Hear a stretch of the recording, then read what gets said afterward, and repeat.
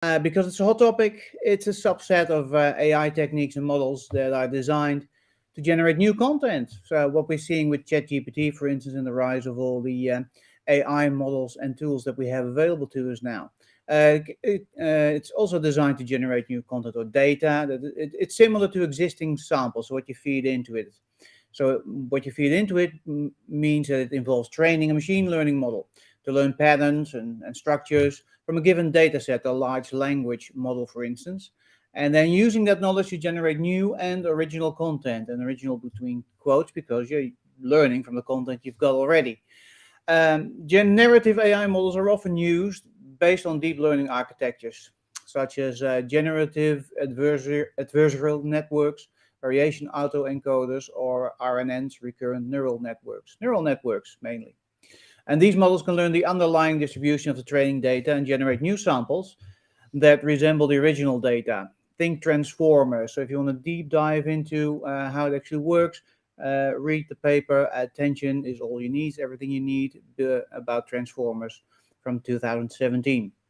Generative AI can be applied to various types of data, text, images, music, even videos. I've seen it all, everything that's available out there. But I'm going to focus on right now and today is what areas are of main importance right now to generative artificial intelligence. So that's what we're looking at right here. That's what you're seeing here on the left-hand side. I'm going to make myself a little bit smaller so you can actually see what's going on here on the screen. There we go. What we have here is the areas where generative artificial intelligence is of most importance right now and used in the most successful way. For instance, we have here just pulling out some areas. We have data compression, we have sentiment analysis, we have predictive maintenance, computer vision, social media analysis, virtual assistants, object detection, recommendation systems, fraud detection, very big in there, character recognition, data visualization, recommendation engines, machine translation, etc. You can have a look through all of them and see what is the one that is in your area, in your wheelhouse right now. Um, but well, for instance, we'll just take one out. We'll take, let's pick one. Let's go with data generation because I want to explain what you're looking at right here. So the big ball in the middle, generative artificial intelligence, will tell you this is the topic. The blue greenish balls around that are all the areas where it's being used right now and where it can be used to its most beneficial application. Data generation, for example, if I open that up, um, what I see now is all the questions that are related to data generation. So each of these areas has questions related to it to make sure that we're doing the right thing here and we're covering all the ground that needs to be covered in that area. So those are the blue balls, all the questions that are surrounding it. Then we have the dark blue balls in here as well. Consulting director, customer success, business office spec, executive assistant, label linguists, AI. Those are the job roles and the functions that we need to attach to those areas to make sure that we're actually getting the best and the most out of those. These are real job functions, real job roles out there from actual people who are fulfilling those roles in those areas and have to deal with these questions. Now, I want to show you what's behind the question, so I'm going to open up a tinier one than data generation. Let's pick computer vision, see if that's a bit smaller. That's a bit smaller. That's better to manage because I want to explain what the colors actually mean, what the balls mean. So computer vision, that's the main area related to generative artificial intelligence where you can use it. The questions that you can be asking there is what kind of machine learning model does your organization need to create? What are the benefits and drawbacks of using a public data set? Are staff and our contractors labeling data trained on language related to equity and inclusion? Very important. What procedures we use to verify data quality and completeness? Now, if I open these up, we'll get to see something else.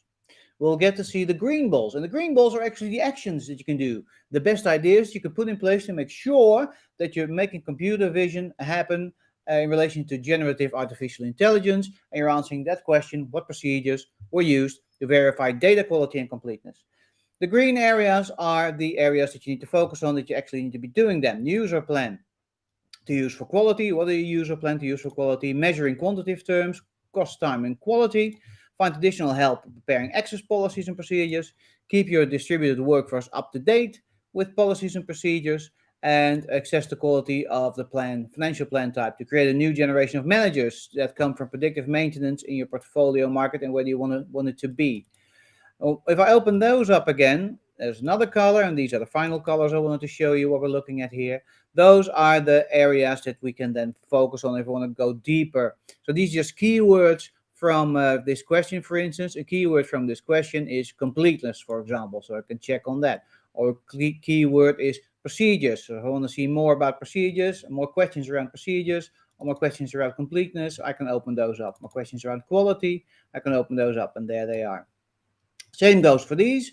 For the green balls, workforce, if I want to have more things that I need to be covering in relationship to my workforce, there it is. That's the data around workforce specifically. So now you have an overview of a couple of things here on your screen. Let me zoom out again. A couple of things here are, we have the main topic here, generative artificial intelligence, and all the areas surrounding it where you can actually apply it and how to apply it. Now, what we're going to focus on right now is the main question that we need to be asking ourselves. So one question to be ruling them all. The reason why I'm doing that is that all the questions in this data set, they have been prioritized based on their priority against each other, based on their priority against the main topics in place and the success rate that has to be that is to be had there. I'm going to ask it for the three main questions to actually ask for generative artificial intelligence and see what comes up. These are the three main questions. The three main questions that you need to be asking in your organization when you're dealing with this.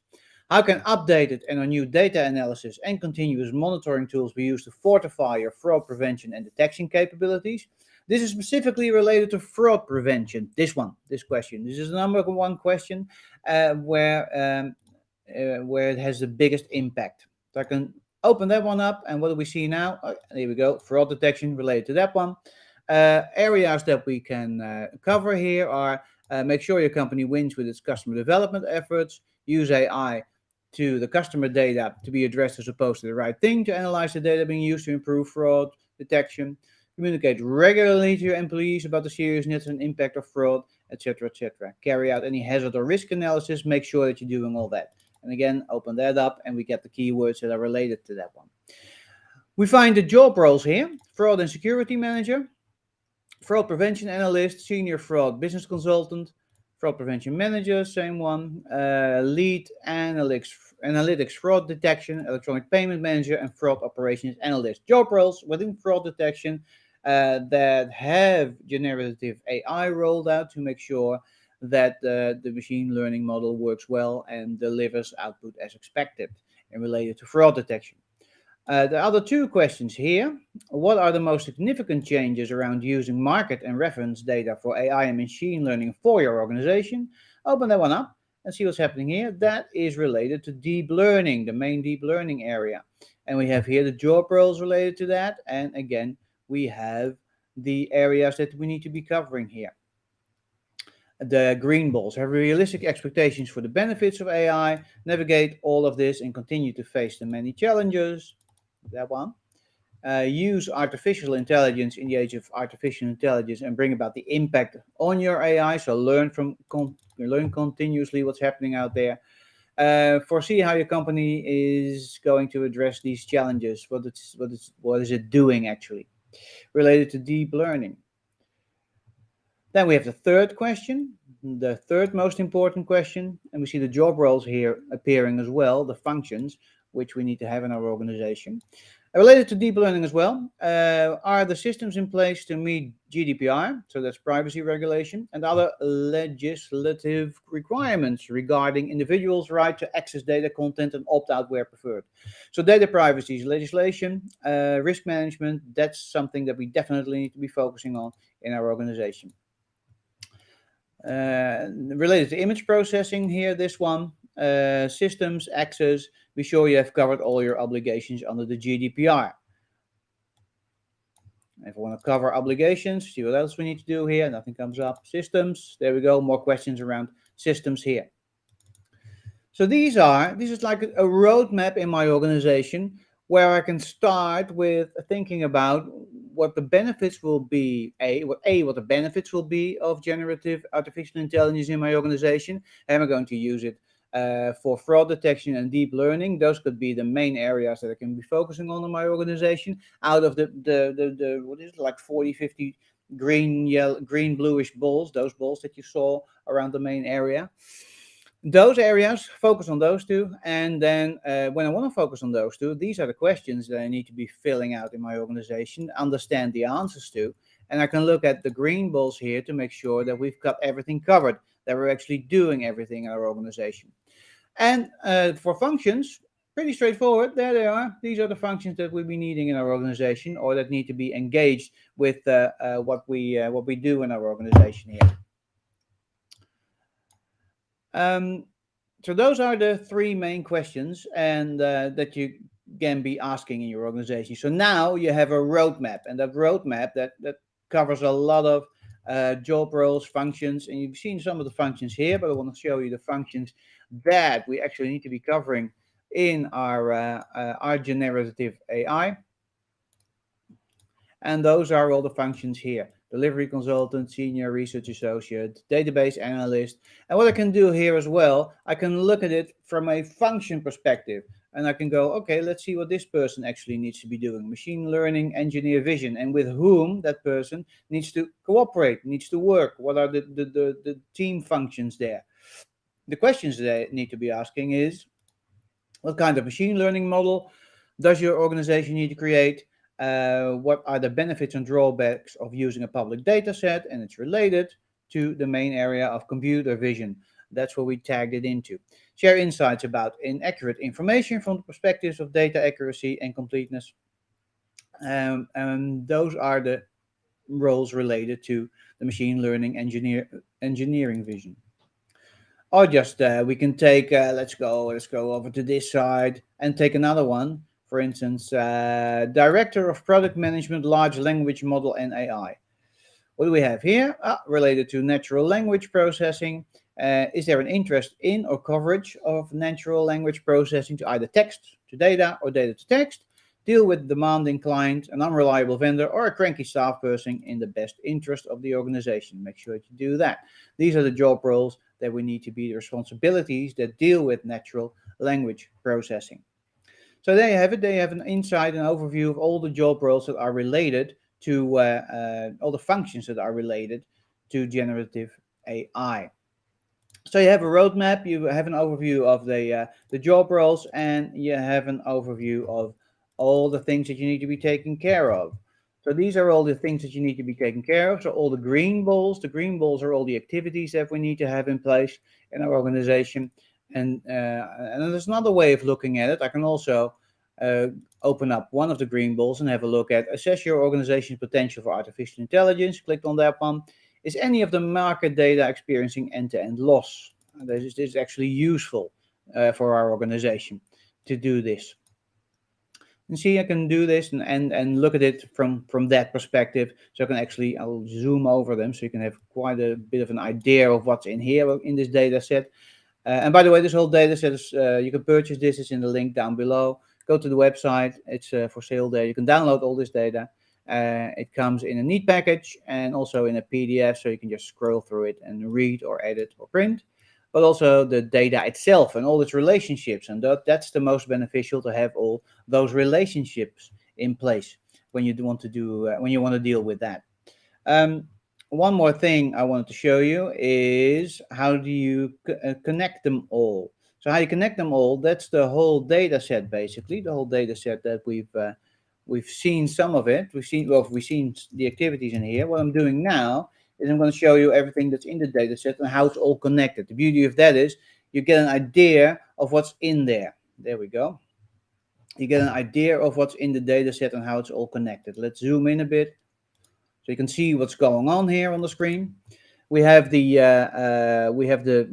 main area in the middle, the generative artificial intelligence. We have all the green bluish balls around it. That's where you can apply generative AI.